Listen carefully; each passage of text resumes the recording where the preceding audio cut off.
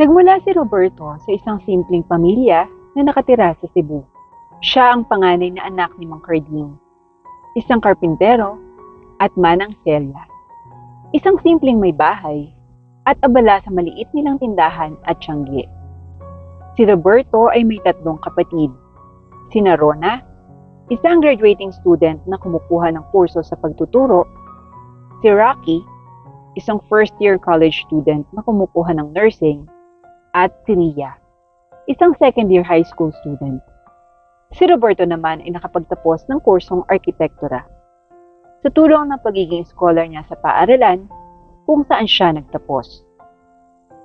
3 taon lamang siyang nagtrabaho sa isang malaking architecture firm sa sentro ng Cebu. Nang biglang niyaya siya ng kumpanya na lumipat sa firm nila sa Dubai. Isang pagkakataong ibinibigay lamang ng kumpanya sa mga empleyadong nakikitaan nila ng likas na galing sa larangan ng arkitektura. Agad itong tinanggap ni Roberto dahil alam niya, dahil ang oportunidad na ito ang magbibigay daan para sa magandang buhay at kinabukasan ng kanyang buong pamilya. Kaya't sinabi niya ito sa kanyang mga magulang at mga kapatid, at lahat sila ay lubos na ikinagalak ang balitang ito. Subalit nakaramdam ng lungkot si Manang Celia dahil alam niyang malalayo sa kanya ang kanyang panganay na anak. Magtatagal ka ba roon, anak? Mukhang maayos din naman yung kinikita mo rito ah. Ayokong isipin mo na kinakailangan mo pang lumayo sa amin upang mapaganda ang ating buhay. Sapat na kung ano man ang naabot mo sa amin, anak. May halong luha na sabi ni Aling Celia. Nay, huwag niyong isipin yan. Totoo na gusto kong maging maganda yung buhay natin at upang mas guminhawa ang kinabukasan nating lahat. Pero huwag mong isipin na ako ay napipilitan lamang. Gusto ko rin naman to, Nay. Napakagandang offer yung binigay sa akin. Matagal ko na rin pangarap ang maging isang OFW. At tingnan nyo, sa magandang kumpanya pa talaga ako. Napakaswerte ko, Nay. Sagot naman ni Roberto. Basta kuya, mag-iingat ka dun lagi ha. Ang layo ng Dubai. Kapag may sakit ka o nalulungkot, hindi ka namin mapupuntahan agad. Kaya doble ingat kuya ha. Malambing na paalala ni Ria. Sus, kayo mag-alala. Lagi akong tatawag sa inyo. At kung may naipon na akong pera, makakauwi rin naman ako ulit. Alagaan niyo si nanay at tatay ha. At lagi kayong magdadamayan sa lahat ng oras. Tayo-tayo lang din naman palagi, di ba? Kaya wag niyong susukuan ng isa't isa. Okay? Paalala ni Roberto. Okay po, kuya.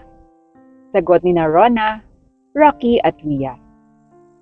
Paglipas ng maraming taon, si Roberto ay ganap ng isa sa pinakakilalang OFW na architect dahil sa mga nakamamangha niyang proyekto sa Dubai. Dahil dito, siya ay na-promote at inaya siya ulit na mag-renew ng kontrata sa kumpanya. Agad naman niyang tinanggap ito ng walang pag-aalinlangan. Alam niya kasi na malaki ang magiging dagdag sa kanyang sweldo na siyang makatutulong, lalo na sa kanyang pamilya sa Cebu. Sa loob ng ilang taon na pagsusumikap, nagsimula siyang mag-ipon para sa pangarap niyang makabili ng sariling bahay para sa kanyang pamilya sa Pilipinas. At sa loob ng maraming taon, ay hindi muna nakauwi si Roberto sa Pilipinas dahil sa sobrang dami ng proyekto niya.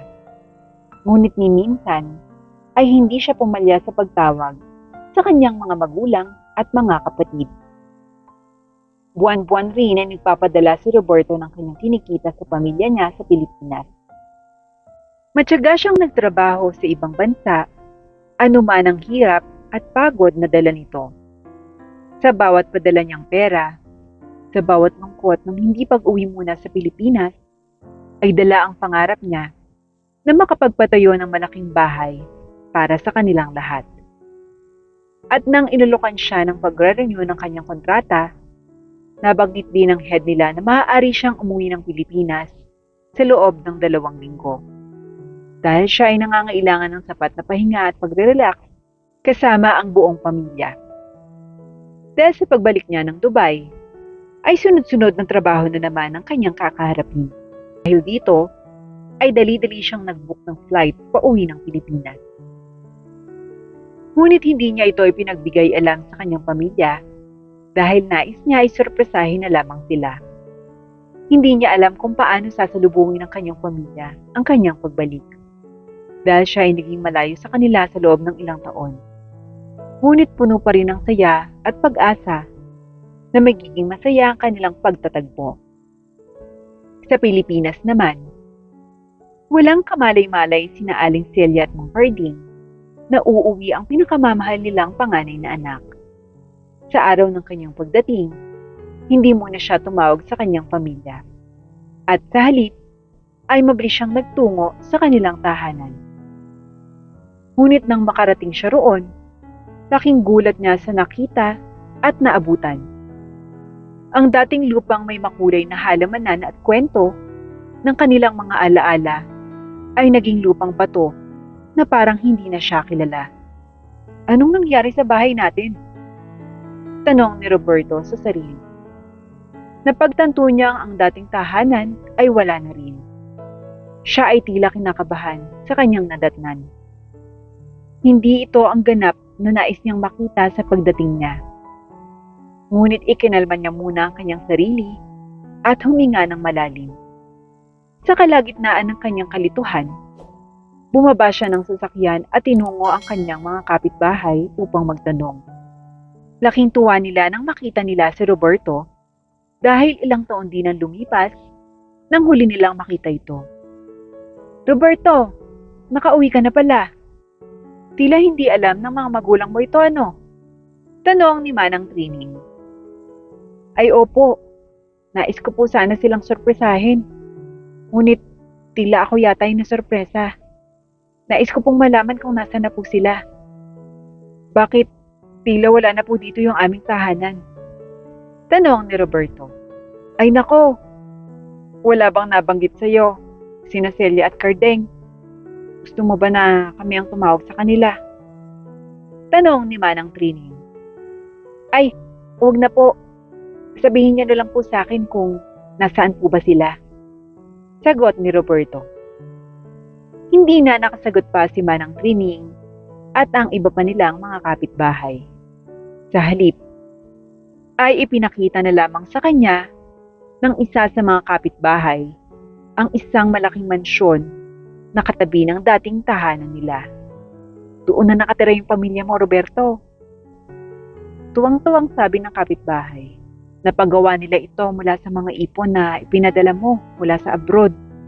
Napakaswerte mo nga sa iyong pamilya dahil lubos nilang pinag-ingatan ng perang pinagpaguran mo. At swerte rin naman sila sa iyo dahil may anak silang napakaresponsable at matulungin sa pamilya. Kaya kayo ay binibiyayaan dahil mabubuti kayong lahat. Nahulog ang panga ni Roberto sa gulat at pagkabigla.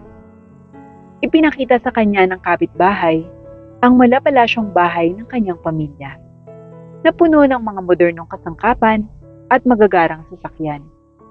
Iniisip niya kung paano naging ganito kalaki at gaganda ang kanilang bahay. Naglakad si Roberto patungo sa kanilang bagong tahanan. Dala-dala ang pagkagulat, pagkalito, at ang kalakip na bagahe ng mga alaala ng paghihirap na naranasan niya sa ibang bansa. Tinungo niya ang pintuan at tinapik ito ng malumanay. Nay! Tay! Ako po ito, si Roberto! Sambit niya. At tuluyan ang hindi napigilan ng luha sa kalungkutan at kalituhan. Dali-daling binuksan ni Rona ang pintuan at pinagbuksan ng kanyang kuya Roberto. Sumunod naman kaagad sina Manang Celia, Mang Carding, Rocky at Ria. Payakap si Roberto sa kanyang ina na may luha sa mga mata.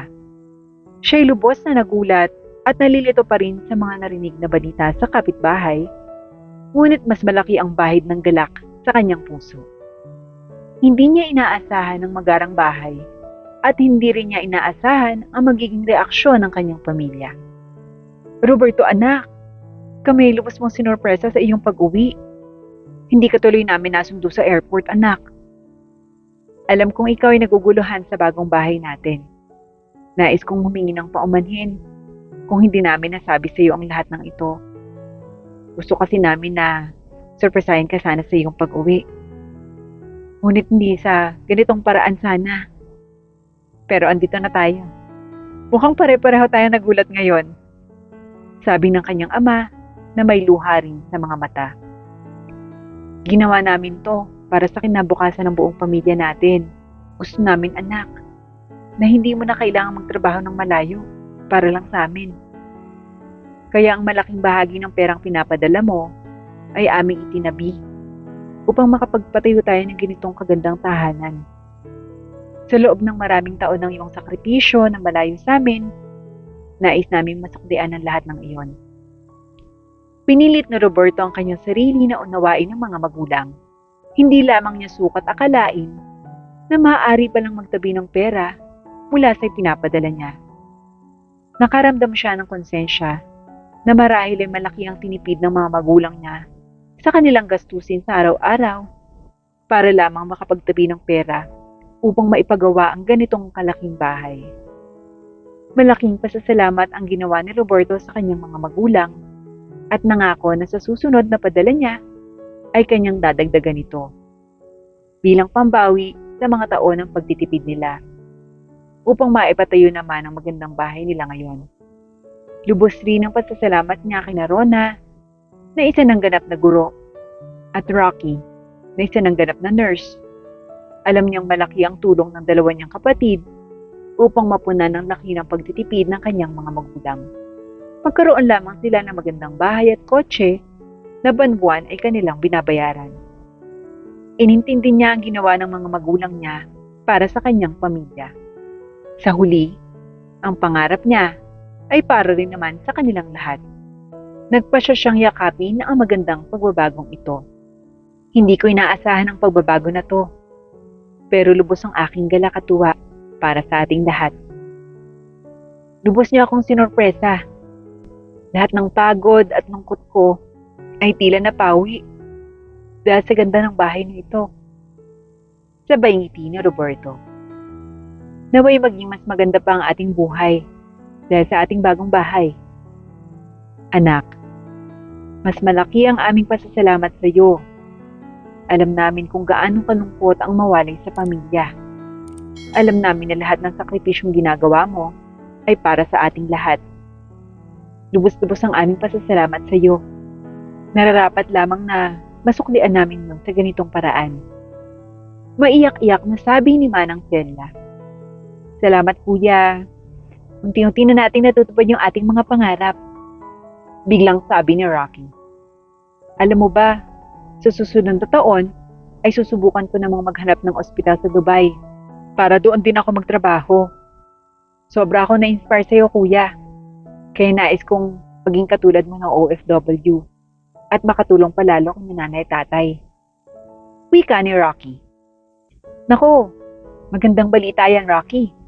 Maaari kitang tulungan upang makahanap ng ospital kung saan ka pwedeng mag-apply. Sagot ni Roberto. Maraming salamat kuya. Excited na ako sa maaari pang mangyari sa mga susunod na araw at buwan. Unti-unti nang gumaganda ang ating buhay. Sagot ni Rocky. Makalipas ang 2 linggo, ay kinailangan ng bumalik ni Roberto sa Dubai. At kahit na nalulungkot man siya, tila mas malaki ang inspirasyon ngayon ni Roberto sa pagbabalik niya sa Dubai. Mas malaki ang dahilan niya upang magtrabaho ng mas maayos para sa lalo pang ikagaganda ng buhay nilang buong pamilya. Pagkalipas ng 1 taon, ay sumunod na rin sa Dubai si Rocky. Natanggap siya sa isa sa mga magagandang ospital sa Dubai bilang nurse. Si Rona naman ay napromote sa paaralan kung saan siya ay singguro. At si Ria, ang kanilang bunso, ay malapit na ring magtapos sa kinukuhang kurso sa pagiging engineer. Malaki ang tuwa at galak ni Manang Celia at Mang Carding dahil lahat ng sakripisyo nila bilang mga magulang ay tila may magagandang kapalit na ngayon. Hindi na sayang ang lahat ng paghihirap nilang mag-asawa sa tulong ng anak nilang si Roberto na isang OFW. Sa kabila ng mga pagbabago at paguluhan, natutunan ni Roberto na ang tunay na halaga ng pamilya ay hindi nasusukat sa yaman o sa anumang material na bagay. Ito'y nakikita sa pagmamahalan, pag-unawa, at pagsasama sa hirap at ginhawa.